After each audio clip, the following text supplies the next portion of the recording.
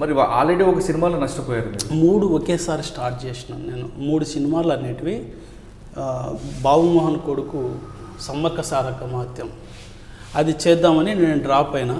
కనీసం బాబుమోహన్ ఏమంటే తమ్ముడు కనీసం ఫైనాన్స్ ఏమన్నా సపోర్ట్ చేయి, నాకు సినిమా శాటిలైట్ అమ్మగానే ఇస్తాను.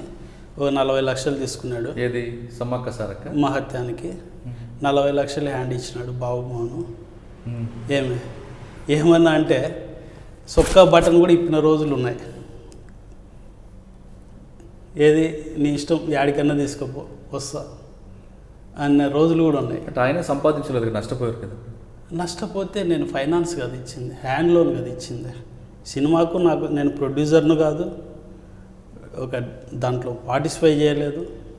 ఫ్రెండ్లీగా చేద్దామనుకున్నా డ్రాప్ అయినా, అది వాస్తవం. అంటే అప్పట్లో ఆ సినిమాతో పాటు బాబుమోహన్ గారు చాలా ఆర్థికంగా నష్టపోయారు కదా.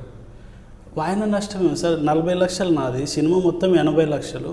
ఇంకొక రెడ్డి గారు ఉన్నారు, ఆయన ఒక 50 లక్షలు తెచ్చాడు. ఈ డబ్బులతోనే బాబు